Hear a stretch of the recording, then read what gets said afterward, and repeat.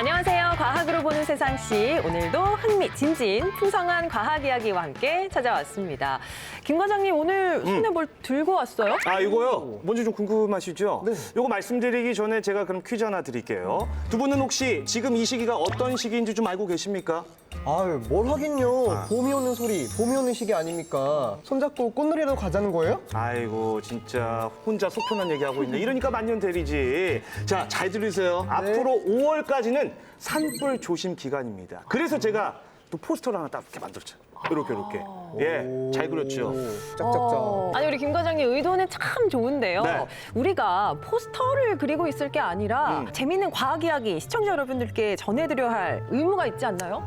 또 제가 누굽니까? 과학을 가장 좋아하는 남자 김 과장 아니겠습니까? 제가 이 포스터를 그린 데는 다 이유가 있습니다. 왜냐? 앞으로 계속해서 지금 이 순간에도 점점 대형화되고 점점 확산되고 있는 산불.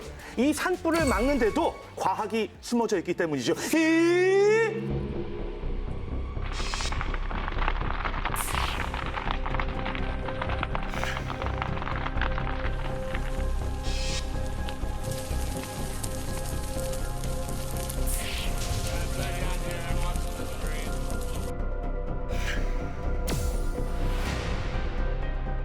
갈수록 심각해지는 기후가 산불을 대형화시키고 있습니다.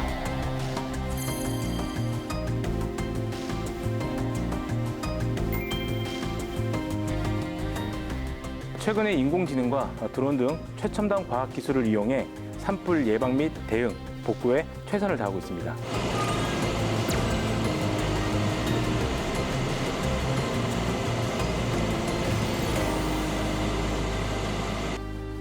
오늘 과학으로 보는 세상 C는 전국 곳곳에서 잇따르고 있는 크고 작은 산불의 원인과 대응법에 대해서 이야기 나눠보도록 하겠습니다. 두 분 자기소개 직접 부탁드릴게요. 네, 안녕하세요. 저는 산림청 국립산림과학원 산불예측 분석센터에서 국가산불연구를 담당하고 있는 권충근입니다. 반갑습니다. 네, 안녕하십니까. 저는 전북대학교 과학교육학부 대기과학연구실에서 대기과학을 연구하고 있는 위지은입니다. 반갑습니다. 예. 제가 오늘 두 분이 나오신다고 해서 조사를 조금 했거든요. 제 옆에 계신 우리 권춘근 박사님의 경우 산불 CSI라고 불리신다는데 맞나요? 모든 접촉은 흔적을 남긴다라는 말이 있습니다. 산불도 마찬가지로 산불이 흘러간 자리에는 물리적인 접촉이 흔적이 남기 마련이거든요. 그래서 이런 흔적을 찾아서 최초 발화지를 찾고 원인을 규명하고 가해자 검거에도 기여하는 그런 업무를 담당하고 있습니다. 네. 그런데 박사님은 기후를 연구하시는 분이잖아요. 그런데 이 산불과 기후, 이게 어떤 연관성이 있을까요? 네, 우리나라뿐만 아니라 유럽에서도 산불이 계속해서 일어나고 있습니다. 저와 같이 기후를 연구하는 사람들은 이런 산불이 대형화되는 이런 추세를 보이는 이유가 기후 변화에 있다고 봅니다.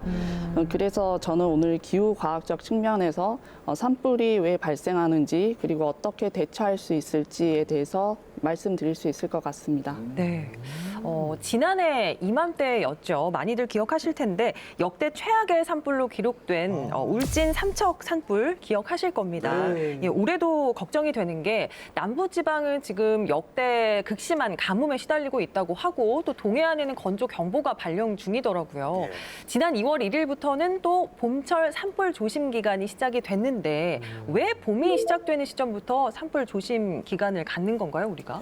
우리나라의 모든 산불은 대부분 이 기간에 한 60% 이상 집중적으로 발생하는 그런 특징들을 지니고 있습니다. 그래서 5월 15일까지를 산불 대응 총 집중 전략 기간으로 설정을 하고 총력을 기울이고 있는 그런 상황인데요.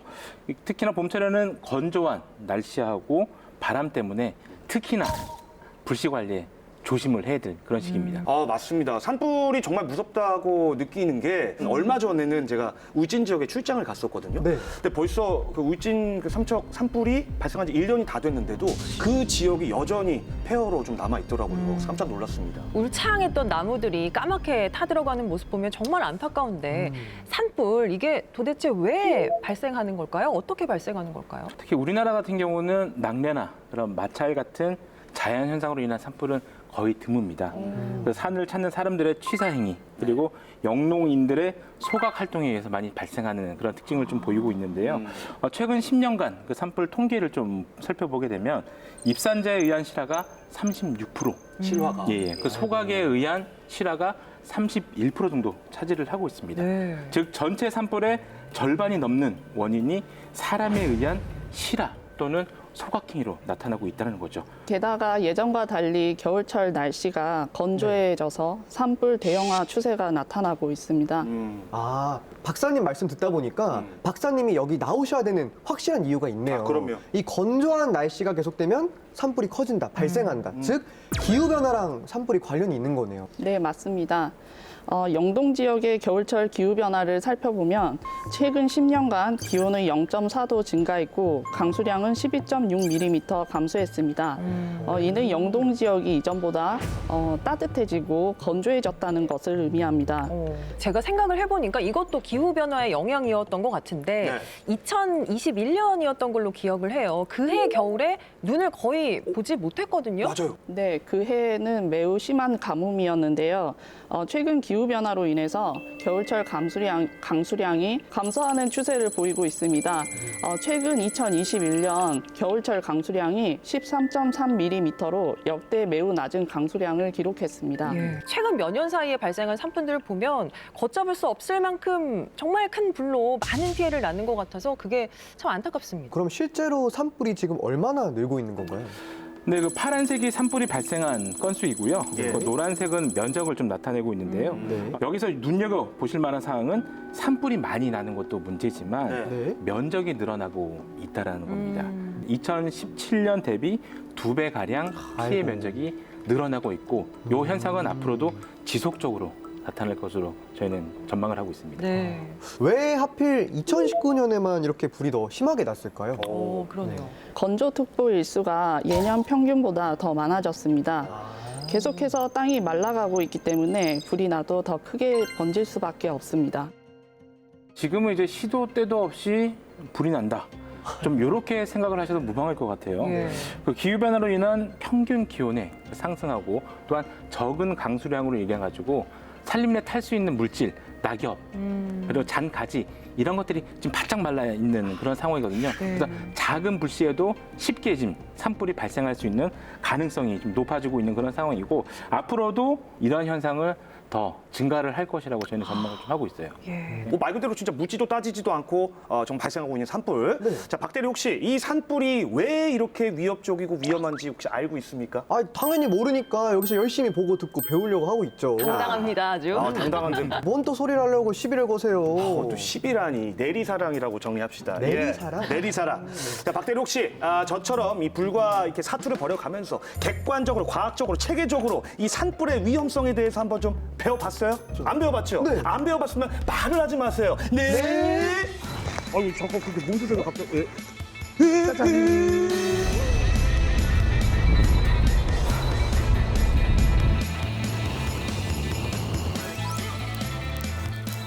살아! 우리가 지켜줄게!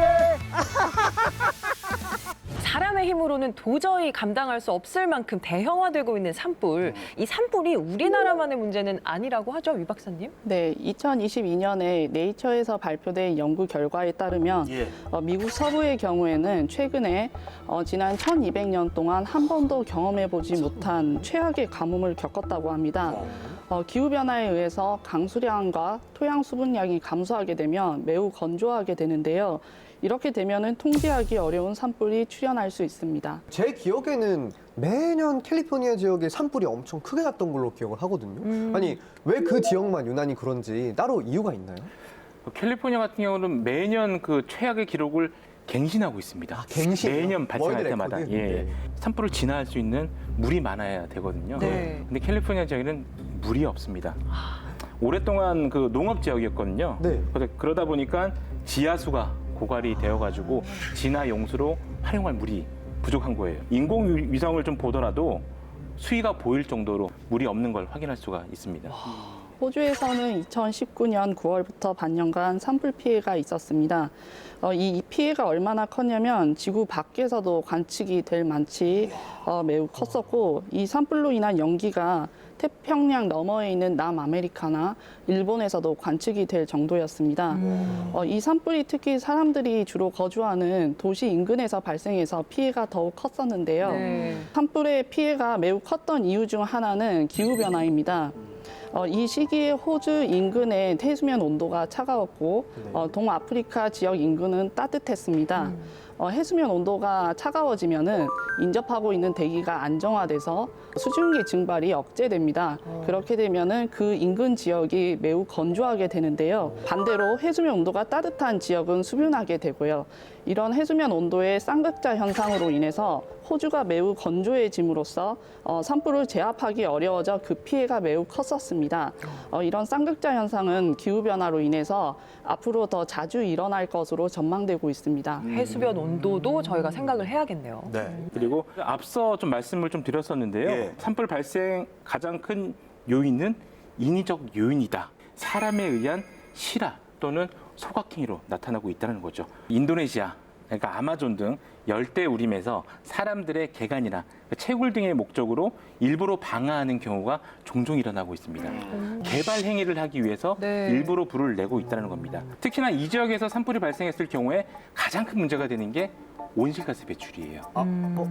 지구의 허파라고도 하잖아요. 네, 네. 그렇죠, 그렇죠. 탄소를 많이 흡수를 하지만 여기에 산불이 발생했을 경우에는 더 많은 탄소를 배출시켜가지고 지구 온난화를 가속화시키는 그런 큰 역할을 하고 있어가지고 문제가 지금 되고 있는 그런 상황이에요. 정말 네. 무섭다는 말밖에 지금 생각이 그럼요. 나지 않습니다. 네. 이런 다른 나라 사례를 잘 참고를 해서 우리가 또 예방하는데 활용을 해야 될 것 같은데요.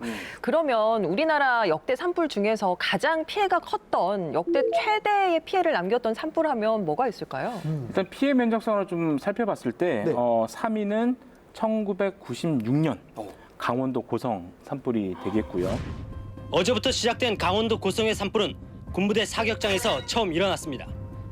이 군부대 사격장에서 폭발물 처리반이 오래된 폭발물을 폭파시키려다 불길이 있는 파편이 인근 산으로 튕겨져 나가면서 불이 일어난 것으로 제2대책본부는 잠정 결론을 지었습니다. 소방 장비도 제대로 없어 순식간에 퍼진 불길을 잡을 수 없어 피해는 더욱 클 수밖에 없었습니다. 산불 연구나 산불 행정의 이제 필요성을 느끼게 됐고요. 그러면서 법적으로 체계적으로 이제 준비를 하기 시작한 연도가 그 산불이 이제 계기가 됐었었고 네, 두 번째는 동해안 산불. 동해안. 예. 강릉시 사천면에서 난 산불은 초속 20m의 강풍을 타고 순식간에 마을까지 불바다로 만들었습니다. 우리나 불해라 빨리! 집주인이 뒤늦게 달려왔지만 농가는 이미 불길에 휩싸인 뒤였습니다.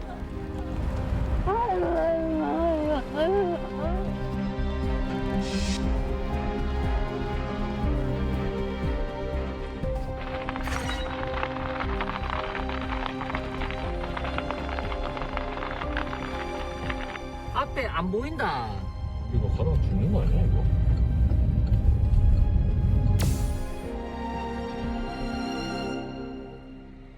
하지만 사회적인 가치학적인 가치 측면으로 봤을 때는 2005년 양양 낙산사를 그러니까 우리 소중한 보물을 네. 전소시킨 2005년 낙산사 양양 산불이 제 개인적으로는 최악의 산불이 아닐까라고 생각을 좀 많은 분들이 하고 있습니다. 안타까워하셨죠. 실수에 의해서 산불이 발생해서 이제 낙산사가 저희 소중한 보물이 전소가 됐었던 사례가 있었습니다. 네. 저는 이런 산불에 대한 피해 소식을 들을 때마다 매년 거의 발생을 하잖아요. 그것도 굉장히 많이. 그렇죠. 그러면 이게 좀 막을 수 없는 건지 아니면은 좀 발생했을 때 빠르게 진압할 수 없는 건지 이게 좀 너무 궁금하거든요. 그렇죠. 박대리 막 진짜 막 너무 안타깝고 막 그렇죠. 그쵸. 좋다는 거 보세요. 그러니까 뭔가 막 해결되고 막 그러면 좋겠죠. 너무 좋죠.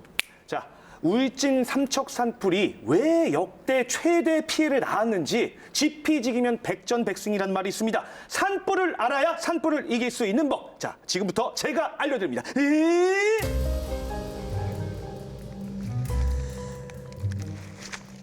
아니 도대체 왜? 꽃 피는 봄이 오면 꽃과 나무들이 마음 편히 펴야 되는데 왜 불꽃이 튈까를 걱정해야 하는 거예요? 도대체 왜? 나무야 나무야 너희들이 다시는 불타서 없어지지 않도록 형이 지켜줄게. 왜 울진 삼척 산불이 역사상 최대 피해 규모로 나왔는지 그 원인을 알아봐야겠어. 어디에서? 바로 그곳에서. 누가 봐도 저를 대놓고 기다리시는 분 같은데. 산불 조심. 바로. 반갑습니다. 자, 누구십니까? 아, 멀리서 오셨습니다. 저는 산불 A부터 Z까지 산불의 모든 걸 알아내는 산불 CSI 권충군이라고 합니다. 과학적 자료를 통한 정확한 예측과 신속한 대응으로 산불을 대비한다. 우리의 안전을 지키는 산불맨 권춘근 센터장입니다. 산불 CSI요? 네. 이게 결국엔 또 이제 과학 수사 뭐 이런 쪽인 것 같은데. 그렇죠. 뭐 저희 방송 보셔서 아시겠지만 제가 또 과학 수사에 또 일가견이 있거든요. 모든 접촉은 흔적을 남긴다. 좀 하시는데요? 예. 맞습니다. 산불도 흘러간 자리에는 모든 흔적을 남기게 되어 있습니다. 네? 어떻게요? 산불 발생 원리부터 확산 예측까지 산불에 대한 모든 실험이 가능한 이곳 국가산불실험센터에서 대형 산불의 원인 직접 알아보겠습니다. 제가 퀴즈 하나 내도 괜찮을까요? 퀴즈요. 산불이 확산하기 쉬운 조건이 어떤 게 있을까요? 맞추면 제가 오늘 1일 산불 CSI를 임명하겠습니다. 추리를 한번 해보겠습니다. 보자 앞으로 보자 자꾸 보자 뒤로 보자 옆으로 보자. 아유 잠깐 그게 뭔 소리가 갑자기? 예. 짜잔! 산불의 첫 번째 확산 조건, 연료, 즉 낙엽입니다. 아니 뭐 나뭇잎이 똑같은 나뭇잎이 뭐가 달라요? 사람도 다 다르게 생겼잖아요. 네. 그건 성격이 다 다르잖아요. 그렇죠. 예, 이 소나무 화렵수 낙엽도 특성이 다릅니다. 화렵수 대 침엽수 어떤 낙엽이 산불에 더 취약할까요? 아무래도 화렵수가 나뭇잎이 더 크니까 더 오래 잘 타지 않을까 싶은데요.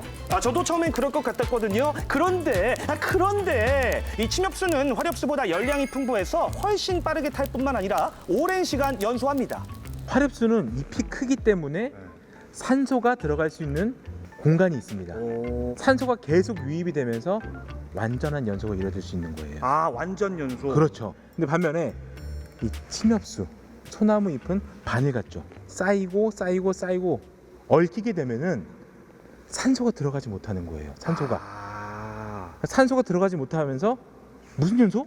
불완전 연소. 맞습니다. 불완전 연소가 일어나면서 연기가 많이 발생하게 되는 거예요. 두 번째는 성분이에요. 성분. 이 소나무는 끈적끈적한 송진. 맞습니다. 이 송진이라는 휘발성 물질을 함유하고 있기 때문에 연소의 강도가 강하고 지속 시간이 큰 그런 특징을 지니고 있습니다.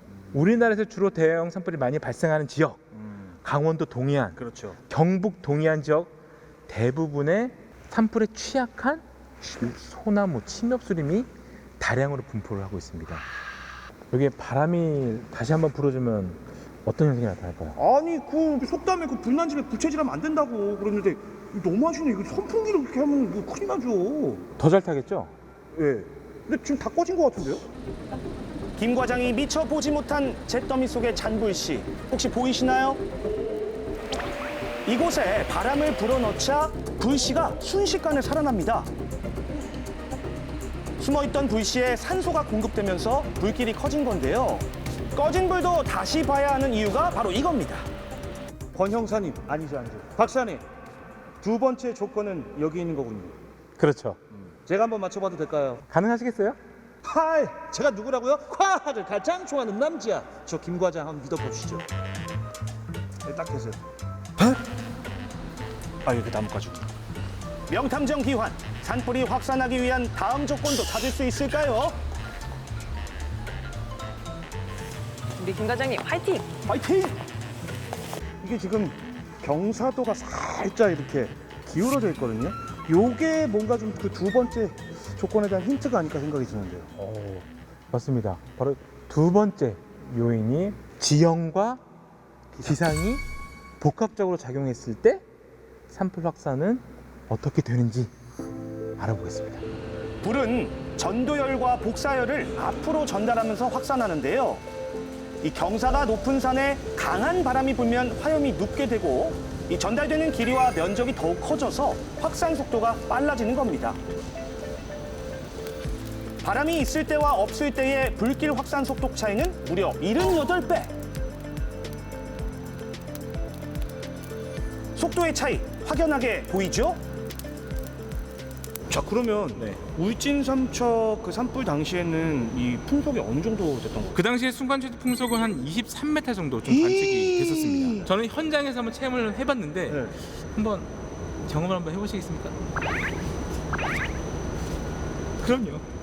대형 산불을 만든 그날의 바람, 저 김 과장이 맞서보겠습니다. 어떻게 김 과장님 괜찮아요? 안 괜찮아요. 앞으로 도저히 나아갈 수 없을 정도로 강한 바람에 아주 깜짝 놀랐습니다.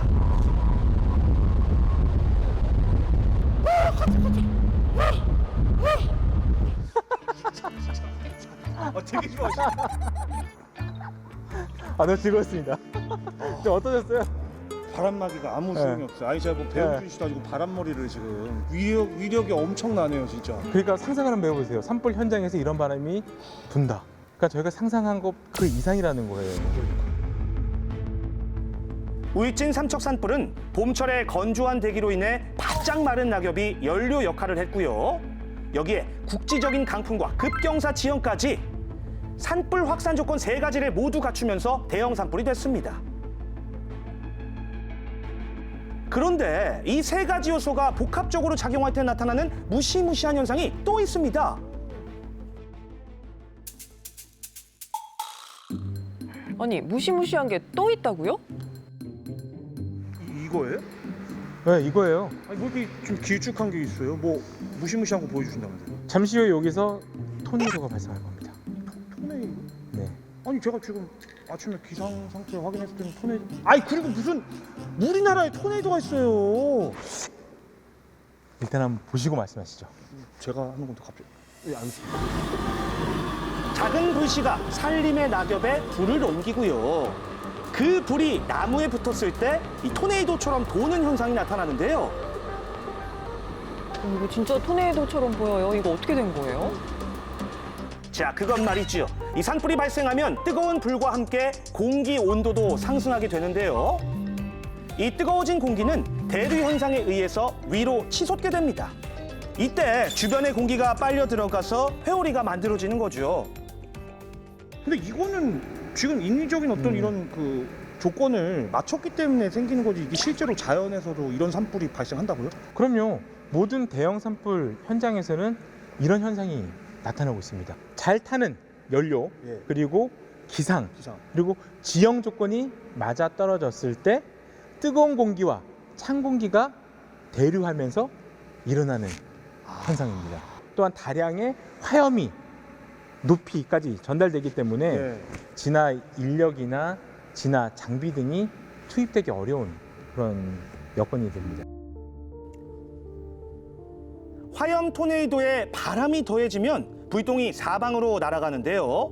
지난 울진 삼척 산불 당시 순간 최대 풍속 25m/s의 바람이 불었습니다. 바람을 타고 불똥이 산과 하천을 넘어가서 빠르게 확산한 거죠. 정말 무시무시하지 않나요? 그래서 열기둥이 위험하다고 그렇게 맞습니다. 얘기하시는 거군요.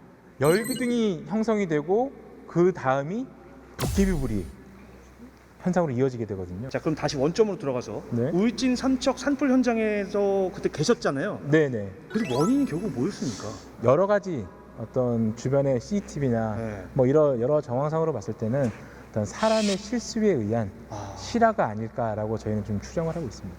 우리나라의 대부분 산불 원인은 95% 이상이 실화입니다.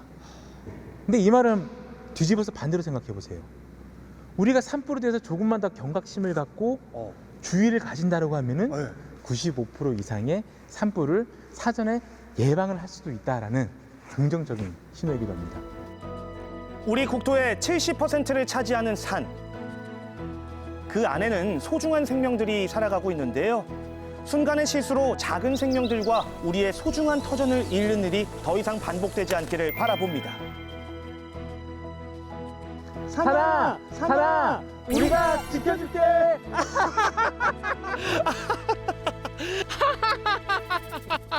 자, 그런데 말입니다. 산불 대피도 좋지만 이 산불을 미리 대비할 수 있는 과학적인 방법은 없을까요? 네?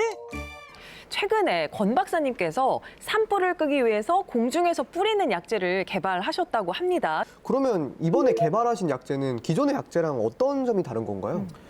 산불에 사용되는 소화약재는 크게 두 가지 방법이 있습니다. 네. 산불을 직접 진화하는 소화약재와 소화. 그리고 산불을 간접적으로 방아선을 구축하는 데 활용하는 간접 진화 소화약재가 있습니다. 지난 울진 산불 현장의 경우에는 산림 인접 지역의 민가를 비롯하여 국가 주요 시설물과 산림 자원 보호 구역이 동시에 상존하는 매우 어려운 그런 상황이었습니다. 맞아요. 그래서 이런 주요 지역을 보호하기 위해 산불 지연제라는 소화약재를 저희가 개발을 했는데요.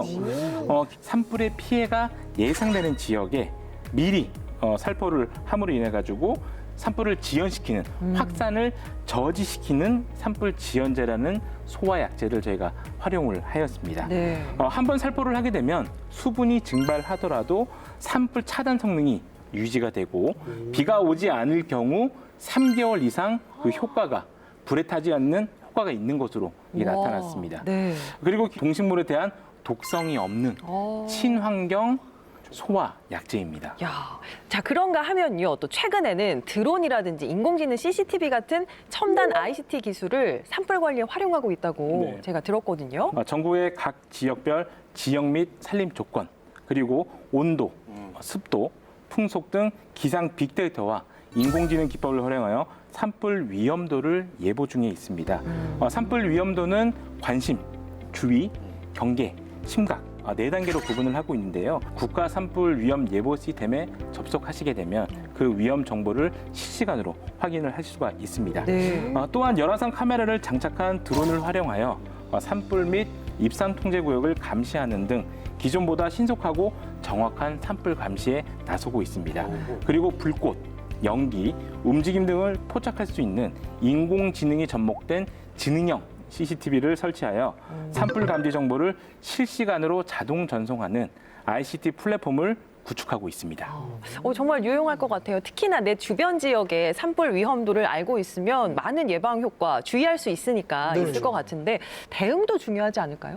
저희가 낮 동안에는 진화 헬기를 활용하여 현재 산불이 어디 있는지 그리고 어디로 확산될 것인지 그리고 화염의 강도가 어떤지를 파악하기 용이하지만 헬기가 철수한 이후 밤에는 헬기가 뜨지 못하기 때문에 네. 그 정보를 파악하기가 좀 어렵습니다. 이때 드론의 고해상도 카메라와 열화상 카메라를 장착하여 현재 불이 어디 있는지 그리고 화염의 강도가 어떤지를 살펴보고 분석하여 중앙산불 상황실 및 유관기관에 각 정보들을 제공을 하고 있습니다.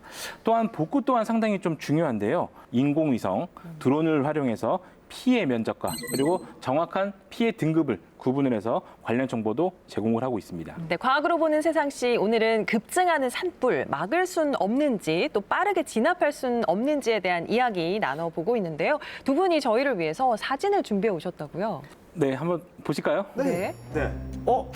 귀엽다. 저거는 그 산양 아닙니까? 산양? 산양과 산불이 뭐 직접적인 연관이 있을까요? 뭐죠, 박사님? 정답은 작년 울진 산불에서 발생한 대형 산불로 인해 가지고 멸종 위기 야생동물 1급인 산양의 서식지가 일부 불에 탔습니다. 그러면서 산양들이 위험에 좀 노출이 되어 있는데요. 신규 서식지를 찾아 이동하는 과정에서 로드킬에 당할 수 있는 위협에 직면해 있습니다. 예. 또 하나 보실까요? 아니 송이버섯이랑 산불이랑 무슨 상관이 있어요? 네, 송이버섯 주산지가 울진인데요. 네, 최근 계속된 산불로 인해서 앞으로 10년간 송이를 보지 못할 것이라고 합니다. 네. 그 이유는 산불로 인해서 송이의 주산지인 소나무가 많이 타버렸는데요. 송이는 송이 포자가 날리면서 자라는 특성이 있는데 이 소나무 산지가 복구가 되어도 송이의 생장 특성을 고려하면 송이 농가가 이전과 같이 복구되기까지 10년 이상이 걸릴 것이라고 보고 있습니다. 아쉽네요, 정말. 예. 그리고 개구리랑 다람쥐잖아요. 산불 때문에 혹시 개구리랑 다람쥐도 많이 사라졌나요? 고성 산불 때 다람쥐가 개구리를 잡아먹는 장면이 보도되어 화제가 된 적이 있는데요. 평소 견과류나 나무 열매를 먹고 살던 다람쥐가 먹이를 구하지 못해 아이고. 개구리를 잡아먹는 생태계 교란 현상이 나타났었습니다. 다람쥐가 개구리를 먹었어요? 그러니까 도토리를 먹어야 되는데 이런 생태계 교란 말씀하신 대로 큰 문제지만 또 이러다가 초식 동물들이 왜 풀 먹거나 식물을 먹잖아요. 그런 초식 동물들이 다 사라지지 않을까 걱정이 되고 또 그런 초식 동물들이 사라지게 되면 산불에 더 취약해지는 거 아닐까요? 더 취약해질 수밖에 없습니다. 산불 발생과 확산의 공통 요소는 탈 수 있는 물질, 연료입니다. 특히 바짝 마른 덤불이나 잡초가 산불을 키우는 불쏘시개 역할을 좀 할 수가 있는데요. 캘리포니아 지역에서는 이런 대형 산불을 사전에 막기 위해서 염소, 그리고 양, 소 등의 그런 초식 동물들을 산림 지역에 풀어놓아 탈 수 있는 물질을 사전에 제거하거나 저감해주는 산불 예방대로서의 역할을 하고 있습니다. 근데 이런 것들이 없어지게 되면은 탈 수 있는 물질이 계속 쌓일 수밖에 없게 되겠죠. 산불이 나면은 또 발생될 수 있는 물질로 검댕이라는 게 있습니다. 검댕이요? 네, 이제 까만색 이렇게 고체 물질인데요. 네, 이 물질이 바람을 타고 다른 지역으로 이동을 할 수가 있습니다. 심지어 하얀 눈이 쌓여 있는 북극 지역까지 이동을 할 수 있다라고 합니다. 멀리 가네요. 네, 이 검댕은 색깔이 까만색인데요. 이제 보통 태양 복사를 지표가 흡수를 할 때 지면이 하얀색이면은 많이 반사를 할 수 있지만 이런 검댕 같은 것들이 쌓여서 색깔이 어두워지게 되면은 더 많은 태양 복사 에너지를 흡수하게 돼서 눈 같은 것들도 많이 녹을 수 있고 기온도 크게 상승할 수 있습니다. 말씀 들어보니까 우리를 위해서도 그리고 우리가 살고 있는 지구를 위해서도 이 산불은 결코 절대로 발생해서는 안 되겠다는 생각이 다시 한번 들게 됐는데 자 그런데요. 이런 산불에도 종류가 있다는 사실 알고 계십니까?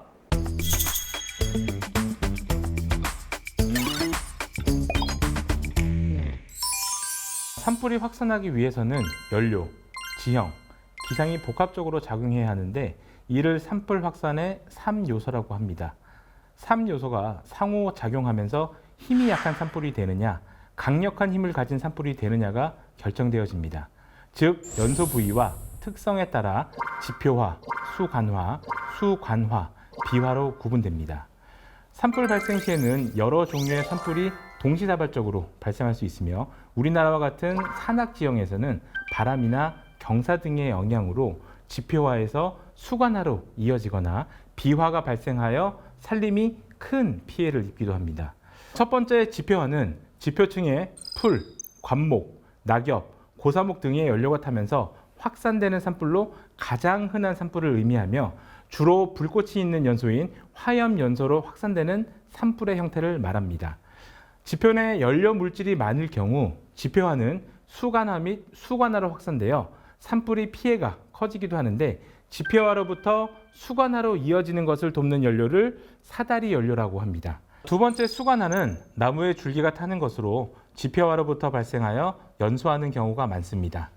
그러나 수관화만 별개로 발생하지 않으며 실제 산불 발생 시 지표화와 수관화가 동시에 발생합니다. 나무 기둥 내부가 부패하여 구멍이 발생한 경우 기둥 내부가 굴뚝과 같은 역할을 하여 기둥 끝 불길에서 불꽃이 발생하기도 하며 이것이 공중에 흩어 뿌려져서 또 다른 산불을 발생시키기도 합니다. 세 번째 수관화는 나무의 가지와 잎이 많이 분포하고 있는 윗부분, 즉 수관층을 태우고 확산되는 산불의 형태로 지표화로 번지던 산불의 화염이 높아지고 세기가 커지면서 수관화로 발전합니다.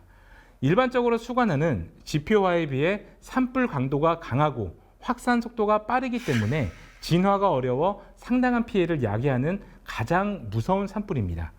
수관화 발생 시 화염 중심부의 온도는 약 1500도씨로 화세가 매우 강합니다. 산 정상 부근에서 지표화가 수관화로 이어질 경우 일정 면적의 숲 전체가 소실되기도 하며 비화가 발생하여 멀리 떨어진 지역에서 산발적인 산불 발생의 원인이 되기도 합니다. 네 번째 비화는 열기둥인 대류열에 의해서 만들어진 불씨가 바람에 의해 날아가는 현상을 말합니다. 현재 산불과는 다른 쪽의 산불을 야기할 수 있는 산불의 형태로 수십 미터에서 수 킬로미터 떨어진 곳에 산불을 발생시켜 진화의 어려움을 초래합니다. 비화로 인해 다른 지역에 만들어진 산불은 확산 속도를 빠르게 증가시키고 산불을 진화하기 위해 투입된 인력과 장비가 산불에 포위될 수 있는 상황을 만들 수 있기 때문에 매우 위험하며 우리나라의 경우 2022년 울진 삼척 산불에서 1.5km 떨어진 곳에 비화가 발생한 적이 있으며 호주 유칼립투스 산림에서는 50km 떨어진 곳까지 불씨가 날아간 사례가 보고된 바 있습니다. 산불의 종류는 다양하지만 한 가지 공통적인 요소는 매우 위험하다는 겁니다. 다가오는 산불 시즌을 맞아 경각심을 가지고 생활을 하셨으면 좋겠고 큰 피해가 없이 지나갔으면 하는 바람입니다. 네, 그러니까 문제가 산불이 나면 산불로 그냥 끝나는 게 아니라 계속해서 환경에 악영향을 준다는 생각이 드는데요. 산불이 한번 발생을 하게 되면 이전처럼 복구를 하는데 얼마나 걸리나요?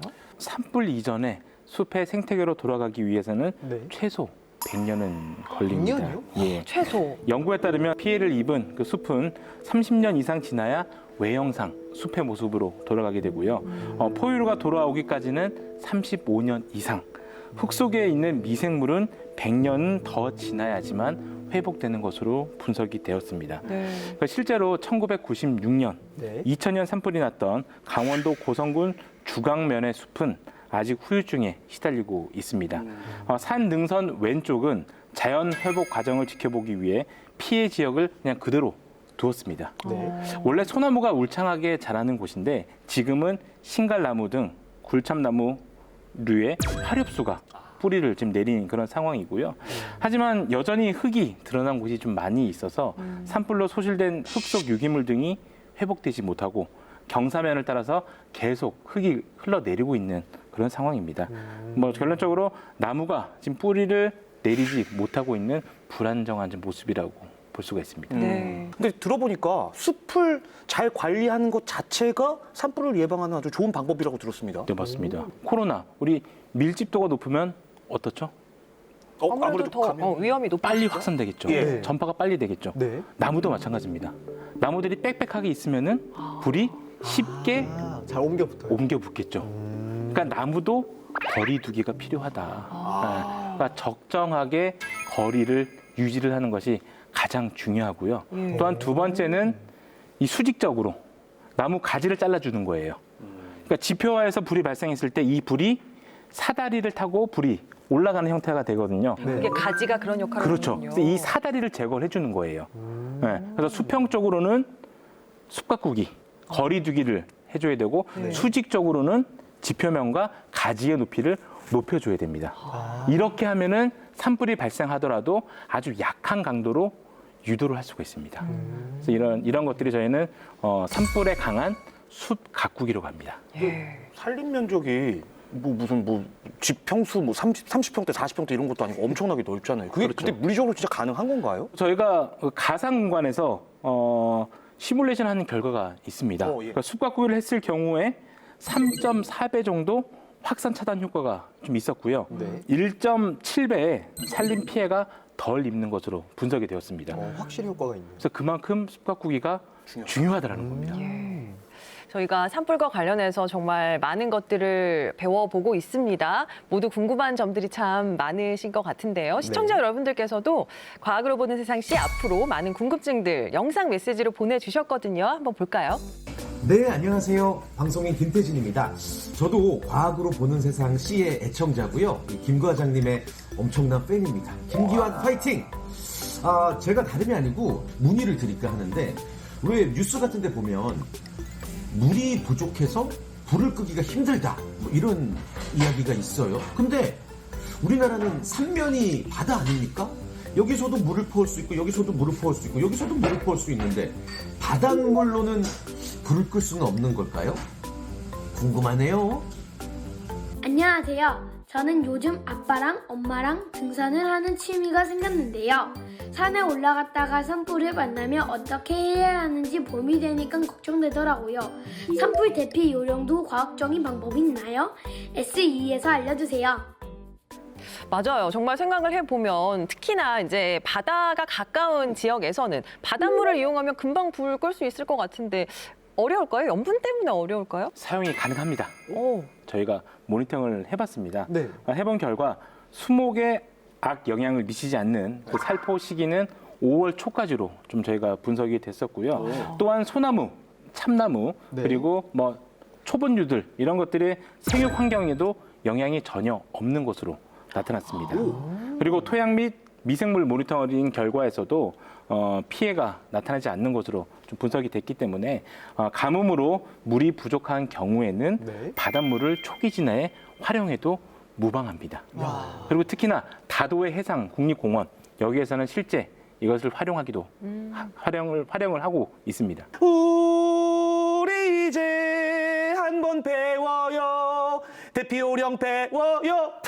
네, 이거 KBS에서 이렇게 외쳐도 됩니까? 예. 뭐 어찌됐건 두 번째 질문 여기에 대한 답은요. 저랑 우리 또 춘근이 형이 좀 알려드리겠습니다. 춘근이 형 어떻게 준비됐어요?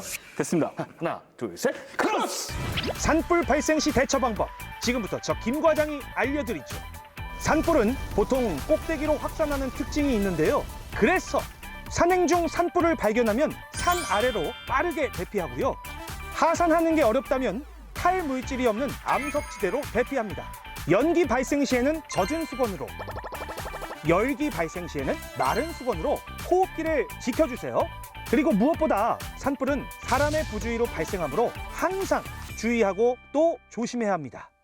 과학이 발달을 하고 우리가 또 최첨단의 미래를 그리고 있는데도 불구하고 인류가 예측을 못하는 변수가 바로 산불이라고 하더라고요, 유 박사님.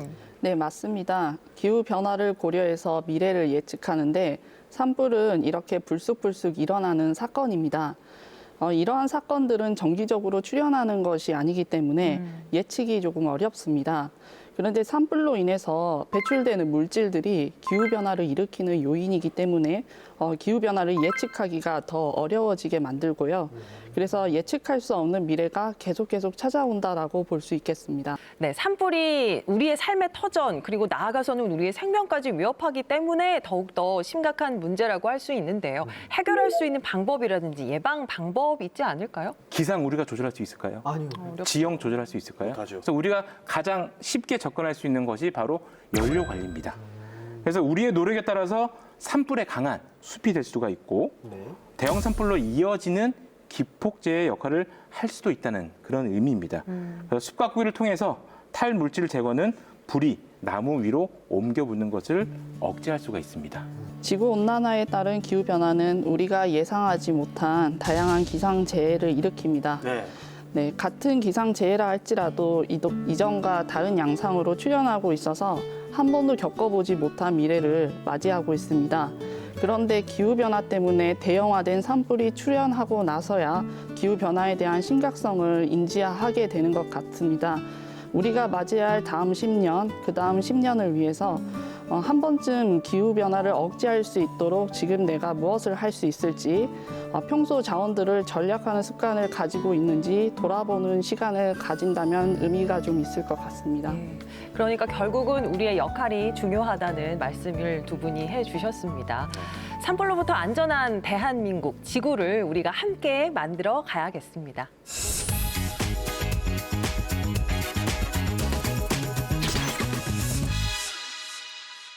매주 새로운 과학 소식을 알려주는 코너가 있다 없다 바로 여기 따끈따끈 과학계 소식 전부 다 있수다. 한국건설기술연구원이 인공지능을 활용한 하천 쓰레기 수거 시설을 개발했습니다. 아니 왜? 어디서 오는지도 정확히 알 수 없고 언뜻 보면 마치 작은 섬 같기도 한 이 쓰레기들은 바닷가를 오염시키는 가장 큰 주범인데요. 우리 연구진이 바다에 흘러 들어가기 전 하천 하류에서 쓰레기를 걸러낼 수 있는 부유 쓰레기 차단막을 개발했습니다. 이 차단막은 최대 100톤의 하중을 견딜 뿐만 아니라 집중호우에도 끄떡없고요. AI가 차단막 근처 CCTV를 분석해 쓰레기의 양과 종류를 알려주기 때문에 효율적으로 쓰레기 수거 관리가 가능하다고 하니 바다 오염을 막는 환경 파수꾼 역할이 기대됩니다.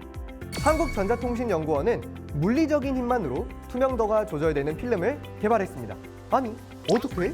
늘어나면 불투명해지는 이 필름은 고분자 물질과 이를 녹이는 용매가 일정 비율로 혼합되어 있는데요. 그 덕에 전기적 자극 없이 살짝만 잡아당겨도 하얘졌다가 투명해졌다가 하니 정말 신기하지 않나요? 이 필름은 기존 필름 제조 공정과 똑같아서 현재 사용하는 장비로도 쉽게 생산할 수 있습니다. 앞으로 스마트 창문이나 디스플레이에도 두루두루 활용할 수 있겠네요. 한국생명공학연구원이 스마트폰 앱으로 1시간 이내에 코로나를 진단할 수 있는 바이오 센서 기술을 개발했습니다. 아니, 왜? 실내 마스크 착용 의무가 해지되고 일상생활이 좀 더 자유로워진 만큼 코로나 진단 기술도 빨라져야 하지 않겠어요? 먼저 연구진이 개발한 바이오 센서에 코로나19 의심 검체와 진단 시약을 섞고 65도로 온도를 올립니다. 45분이 지난 후 인공지능 기반 스마트폰 앱으로 촬영했을 때 녹색으로 바뀌었다면 양성. 실제 코로나19 감염자를 대상으로 시험했을 때 민감도와 특이도가 무려 100%를 보였다고 하니 검사 기관 입장에서는 불필요한 시간을 줄일 수 있겠죠? 역시 과학이 보이고 과학이 즐거워지는 시간. 지금까지 과학통신원 박대리가 전해드린 과학 이수다였습니다. 과학으로 보는 세상시 오늘은 초대형 산불이 인류에게 보내는 경고에 대해서 이야기 나눠봤는데요. 두 분 오늘 어떠셨어요? 산불 피해를 줄이기 위해서는 사전에 예방 활동이 가장 중요하다라는 걸 알려드릴 수 있는 소중한 시간이었습니다. 예. 우리나라 산불의 대부분은 사람의 실수에 의해서 발생을 하고 있습니다. 이것은 반대로 사람이 조금만 주의를 기울이면 피해를 줄일 수 있다는 의미이기도 합니다. 국민 개개인의 관심과 참여만이 산불로 인한 피해를 줄일 수 있습니다. 기후변화로 인해서 지구에서 일어나는 다양한 현상들이 예전과 다르게 다양한 양상으로 출현하고 있습니다. 오늘은 특히 산불과 관련해서 자세히 알아보는 시간을 가질 수 있게 되어서 매우 뜻깊은 시간이었습니다. 예, 두 분 덕분에 저희도 산불에 대한 경각심을 더 가질 수 있었습니다. 산불이라는 게 결국은 우리의 의지가 있어야만 막을 수 있고 또 예방할 수 있다는 생각이 드네요. 제가 이런 말을 본 적이 있습니다. 성냥이 잘 탑니까? 산도 잘 탑니다. 우리의 방심이 결국에 검은 산을 만들게 되고 뜨거워지는 지구를 만든다는 사실 명심해야겠습니다. 저희는 다음 시간에 더 유익한 이야기로 찾아오겠습니다. 과학이 보인다. 과학이 즐거워진다. 스치기만 해도 당신은 과학 전문가. 과학으로 보는 세상. 씨!